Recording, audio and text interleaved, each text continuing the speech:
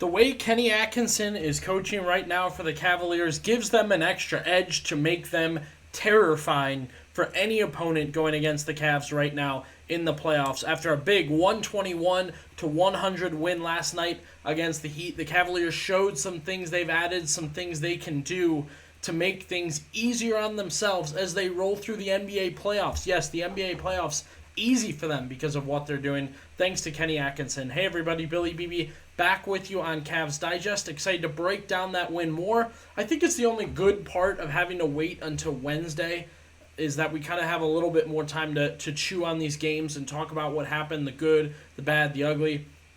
And man, Kenny Atkinson may be the one not being recognized enough. Huge night for Ty Jerome. Donovan Mitchell with a 30-piece.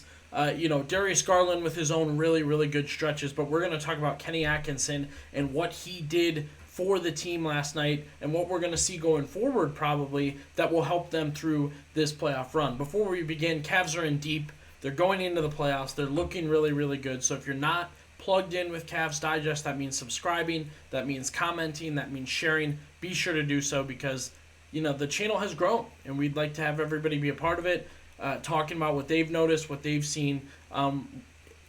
Be sure to do that so the channel keeps growing as we go over 2,000 subscribers and into the future there. So, Cavaliers last night, like I said, getting it done. Everybody got a chance to play. It was predicted they would use a 10-man lineup, and Kenny Atkinson did not disappoint on that one as everybody kind of had their starring role. And again, Ty Jerome had a huge game. Donovan Mitchell had his moments. Darius Garland had his moments. But it was Kenny Atkinson who did some really, really great things that may go unnoticed. So let's jump into a video from 92.3 The Fan that they talked about earlier today and their thoughts on Atkinson. Everybody's giving credit to Ty Jerome and what a great game Ty had. And Donovan, like a bulldog last night. Darius, when Donovan was off the court, hitting big threes, looking completely different than he did the 2 previous months.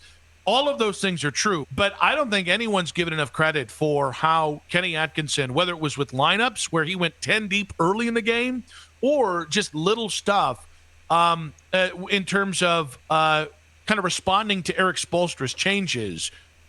For instance, going zone underneath, taken away, and how they just started opening up the perimeter. How just there Kenny Atkinson was. I thought that was a huge difference from maybe a year ago with JB Bickerstaff, who I always felt tightened up in the playoffs. Now, how much credit though do I give someone like Atkinson for what I think was the most important part of last night, and that they looked like it was an October game, and it's a compliment with a couple different reasons attached to it. The biggest to me though is that they just had this calmness to them. Mm-hmm. Like, if you want to talk about the lights being too bright a couple years ago in New York, I understand it. You get in big moments in your life or whatever. Maybe you do get shaky. Maybe you do get a little nervous. But, they were so calm. Yep. They played with intensity. They played hard, but they just had this, we're going to win this game. We've been there, done that, got the T-shirt. Do I give that to Atkinson? Who do I give that to? So good job by the guys there, Nick Wilson and Jonathan Peterlin, breaking down a little bit about what Atkinson did really, really well. And the first things first, I do want to start with the lineups, the minutes, the timing, the things that everybody's giving credit to Ty Jerome and what a great get the Cavaliers going during this. And yes, the Cavaliers did a great job using a 10-man rotation. So you get Mitchell, Mobley, Garland, Allen, Strus, the starters. Then you saw Jerome, Merrill, Hunter, Okoro, a little bit of Dean Wade. Dean Wade had the least minutes of guys that actually contributed at 7 minutes. The rest was garbage time stuff. And I noted yesterday that, yes, some guys struggled. DeAndre Hunter looked rough. Isaac Okoro looked rough. But it didn't matter. When you put in the right lineups, guys are able to thrive. Guys are able to do the right thing, jump in there. And again, I think back 2 years ago,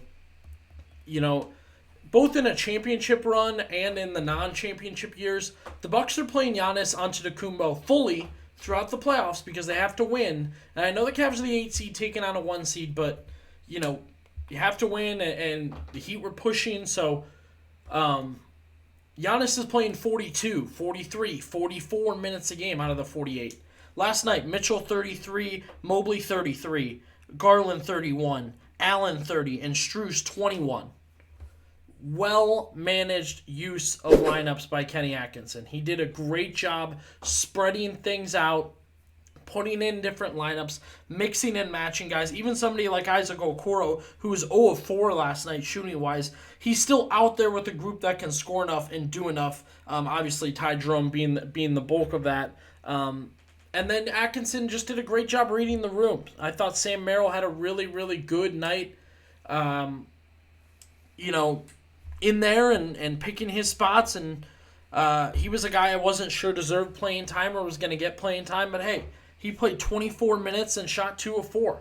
That's what the Cavaliers need. This is a long, long playoff run. If you can win games while you're playing guys, and not only they are benefiting to the win, but they are energizing themselves. They're getting their confidence backing up. I don't like Isaac Okoro playing against Boston necessarily, but hey, if he can juice his confidence up and try and get some shots up against the Heat when you're up 8, when you're up 9, I think that's a really, really good thing. And I think Kenny Atkinson has done a really good job managing these lineups. And we've only seen one game, right? So DeAndre Hunter was not good in this one. He may get less minutes. He may stay with DeAndre Hunter to kind of test that out. And Atkinson up for Coach of the Year, proving why the Cavaliers just outdoing the Heat last night.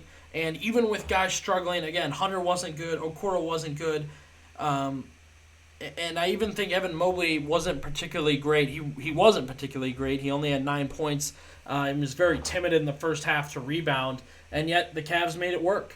Adjustments were made by Kenny Atkinson, changing lineups up, deciding a guy like Dean Wade, again, isn't needed for this matchup, doesn't need to go hard on minutes for this matchup.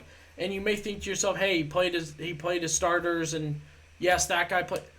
We had guys out with injuries, hurt last year, grinded into the ground because they had to play so much. If you can get guys at 33 minutes a game in the first 2 rounds or first round and then worry about the rest later, that's great coaching, that's great execution, and it is a game changer for the Cavaliers. The other thing I like that Nick Wilson talked about, you never felt like coaching was an advantage or like an extra add-on for the team last year. Right, in years past with J.B. Bickerstaff. You almost felt like they were overcoming that or finally having some moments here or there. Kenny Atkinson is doing things, adjustments, lineups, confidence pushes, minutes restrictions. I mean everything he's doing. He had 9 guys play in the first 3 minutes or something like that. So the fact that the Cavaliers are doing these things and still excelling and still doing really, really well. And again, the biggest thing for me was they held an 9-point lead the entire game, and then they exploded towards the end. And part of that's Ty Jerome, but part of that's just finally they popped off, finally they did a good job, and finally it all came together for them after adjusting and seeing more of the Miami Heat. And I give credit to Kenny Atkinson on that. I think it's a game changer, and I think it really, really helps the Cavaliers. Drop down into the comments. Did you notice these lineup changes? What did you think about them? More Okoro, less Okoro, more Dean Wade, more Sam Merrill. Were you surprised by Sam Merrill? Is this the best part of Kenny Atkinson? His ability to manage lineups, manage these guys, or is it the offense we're running? The offense that has Ty Jerome scoring 28 points. Drop down into the comments, let me know, and be sure to subscribe to the Playoffs with Cavs Digest.